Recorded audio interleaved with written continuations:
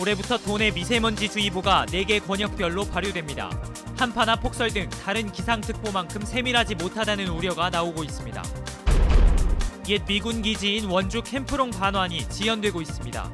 시간이 흐를수록 공시지가가 오르면서 토지 대금을 더 부담해야 하는 실정입니다. 삼척 원자력발전소 예정구역 해제가 예상보다 늦어지고 있습니다. 정부는 상반기에는 해제하겠다는 목표인데 변수는 남아 있습니다.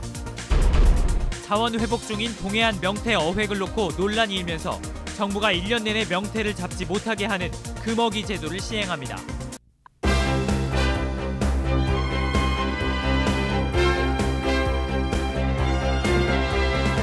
안녕하십니까. 뉴스데스크 원주입니다.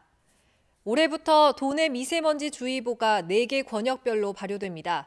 최대 6개 시군이 합쳐져 발효되는 건데 한파나 폭설 등 다른 기상특보보다 세밀하지 못하다는 우려가 나오고 있습니다. 김진아 기자입니다. 강원도 보건환경연구원이 올해 미세먼지주의보 발효 권역을 조정했습니다. 기존 원주와 춘천, 강릉, 평창 등 6개 측정소별로 주의보를 발효하던 것을 영서 남부와 영서 북부, 영동 남부와 영동 북부 총 4개 권역으로 나눠 특보를 발효합니다. 원주의 경우 중앙동과 명륜동, 문막의 평균 농도가 기준치를 초과할 경우 미세먼지 특보가 발효됐지만 올해부터는 원주뿐 아니라 횡성, 영월, 평창, 정선까지 5개 시군의 평균 농도가 기준치를 넘어야만 특보가 발효됩니다.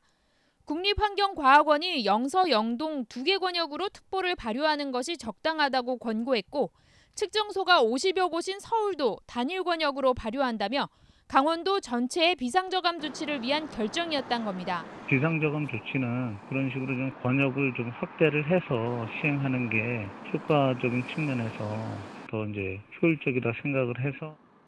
하지만 올해 모든 시군에 측정소를 설치해 촘촘한 입체적 측정망을 갖추면서 오히려 특보는 거꾸로 간다는 우려의 목소리도 높습니다. 같은 권역에 도심과 농촌이 섞여 있어 일부 지역의 농도가 높더라도 전체 평균값이 낮으면 특보가 발효되지 않기 때문입니다. 주의보라고 하면 좀 심각하구나 이렇게 딱 느껴지니까 지역을 세분화하는 게 시민들이 느끼기에는 좀 더 와닿게 느끼지 않을까 싶어요. 시민들은 미세먼지 정보 앱을 활용하거나 직접 미세먼지를 측정하는 등 자신이 생활하는 지역의 정확한 대기 정보를 필요로 하고 있습니다. 호우나 폭설처럼 미세먼지도 일상생활에 중요한 기상정보가 된 만큼 보다 세밀한 발표가 필요해 보입니다. MBC 뉴스 김진아입니다. 옛 미군 기지인 원주 캠프롱 반환이 기약 없이 미뤄지고 있습니다. 시간이 흐를수록 공시지가가 오르면서 토지 대금을 더 부담해야 하는 실정인데요. 국방부의 미온적 대처가 재정 부담만 키우고 있다는 지적입니다. 조성식 기자입니다. 2010년 폐쇄된 주한미군 공여지입니다. 벌써 9년 가까이 지났지만 여전히 철조망이 높게 쳐져 있습니다. 지난 2013년 국방부와 협약을 체결해 토지 매입을 추진했고 당시 감정가인 665억 원을 2016년에 국비 65%, 시비 35% 비율로 나누어 모두 냈습니다. 그런데 공여지 반환은 차일피일 미루어지고 있고 공시지가 상승에 따른 부담액만 증가하고 있는 실정입니다. 2017년에 실시한 감정평가에서 땅값이 125억 원 늘어난 것으로 조사됐습니다. 부담이 점점 커지자 원주시는 지난해 말 국방부에 협약 변경을 요청했습니다. 토지대금 산정 기준일을 부지 반환 시점이 아닌 돈을 모두 지불한 2016년으로 변경해달라는 요구였습니다. 이에 국방부는 최근 불가 입장을 전해왔습니다. 대신 원주시가 부담액 증가분에 대해 이미 국비 지원을 받은 만큼 토지대금 변경은 협의하겠다는 입장입니다. 원주시는 올해 국비 81억 원만 우선 납부한다는 계획입니다. 좀 유예 좀 해달라 그래서 그 기재부에 반납 안 한 걸로 해놨어요. 지금 협약 변경하게 되면은 변경 협약 날짜를 하자. 언제 또 아직까지 그 반환 날짜가 그 기약된 게 없으니까 그렇게 할 저희도 이제 계속 조정하려고 하는 거죠. 국방부와 국회 등을 다니며 캠프롱 반환을 건의한 것만 벌써 99차례. 미군의 공여지 반환 지연이 지역 발전을 막는 것도 모자라 이제는 지자체의 재정 부담까지 가중시키고 있습니다. MBC 뉴스 조성식입니다. 삼척 원자력 발전소 예정구역 해제가 예상보다 늦어지고 있습니다. 정부는 상반기에는 해제하겠다는 목표인데 변수는 남아 있습니다. 보도에 조규환 기자입니다. 삼척 지역 반핵단체 회원 10여 명이 촛불을 들고 원전 예정구역 해제를 요구합니다. 정부의 신규 원전 백지화 방침에 따른 후속 절차를 빨리 이행하라는 겁니다.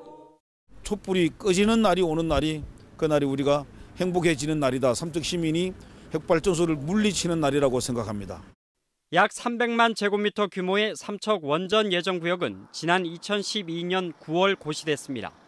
그러나 지난 2017년 문재인 대통령이 신규 원전을 짓지 않기로 공언하면서 상황은 반전됐습니다. 신재생 에너지와 LNG 발전을 비롯한 깨끗하고 안전한 청정 에너지 산업을 적극 육성하겠습니다. 이후 삼척 원전은 제8차 전력수급 기본계획에서 빠졌고 지난해 6월 한국수력원자력 이사회도 최종적으로 사업 종결을 의결했습니다.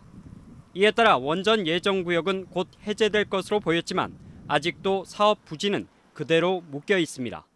지역 내에서도 찬반이 엇갈리는 부분이 있고 지역에 대한 어떤 지원해 줄 수 있는 사항이라든지 그런 이제 과정들이 좀 완료가 되면 우리가 예정구역 해제를 하려고 하다 보니까 좀 시간이 지연됐고 상반기 중에는 저희가 최대한 해보려고 노력하고 있습니다. 그러나 정치권에서는 신규 원전 백지화에 대한 반대 기류가 일부 있습니다. 여기에다 사업 중단에 따른 피해 지원책을 놓고 지역 주민과 갈등의 소지가 남아있어 여전히 변수가 될 것으로 보입니다. MBC 뉴스 조규환입니다. 최근 고성 지역에서 명태가 대량으로 잡히면서 자원 회복을 위해 어획을 자제해야 한다는 지적이 많았습니다. 정부가 1년 내내 명태를 잡지 못하게 하는 금어기 제도를 시행합니다. 김형호 기자가 보도합니다. 지난해 말 고성군 공연진 앞바다에서는 일주일 넘게 2만여 마리의 명태가 잡혔습니다. 이면수어나 대구를 잡기 위해 친 그물에 30cm 안팎의 명태가 잡힌 겁니다. 자원 회복을 위해 명태를 방류하는 상황에서 명태 어획을 놓고 논란이 일었습니다. 하지만 앞으로는 크기에 관계없이 1년 내내 명태를 잡는 게 금지됩니다.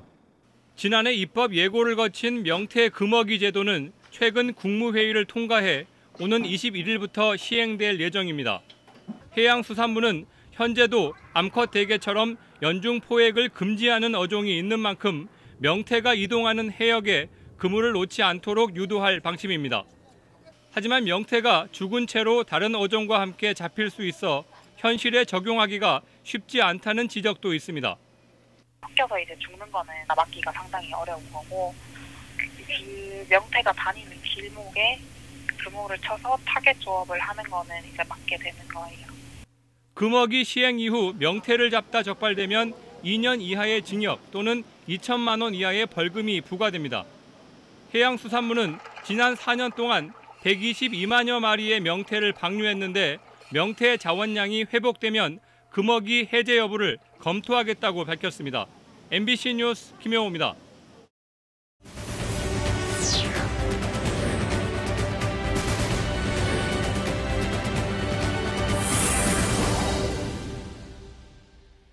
다음은 희망 2019 나눔 캠페인에 성금을 보내주신 분들입니다.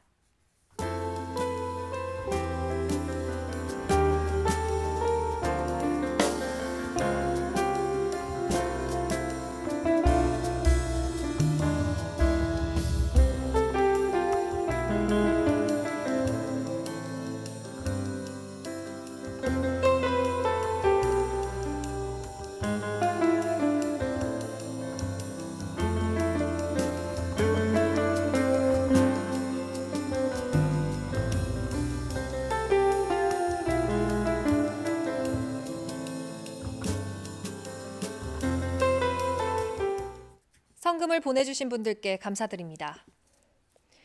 올해부터 부모 소득과 상관없이 만 6세 미만 모든 아동에게 아동수당이 지급되면서 원주 지역 대상자도 500여 명 확대될 전망입니다.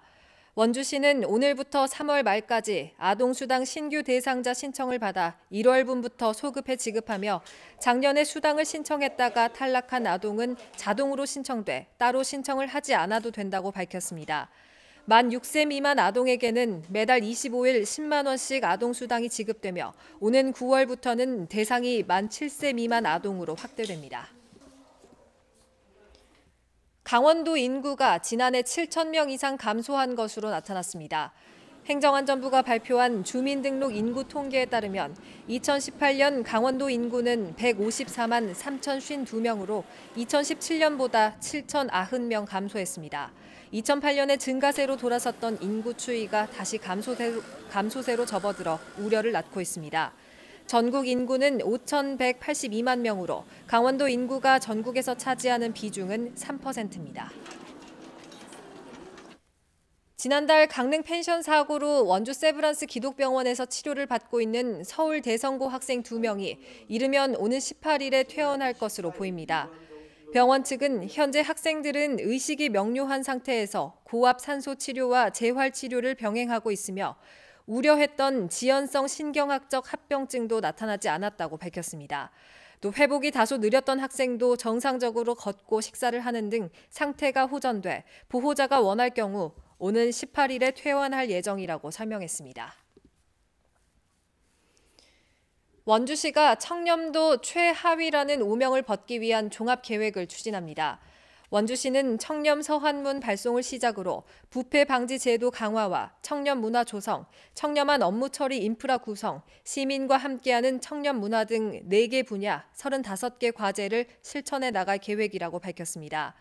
부패 행위자에 대한 무관용 원칙과 적발 현황 공개, 감찰 강화 등이 실천 과제에 담겨 있습니다. 또 시민들의 의견 수렴을 위해 민원 콜센터 전문 요원을 활용한 청렴 해피콜 제도도 운용합니다. 이상으로 뉴스를 마칩니다. 고맙습니다.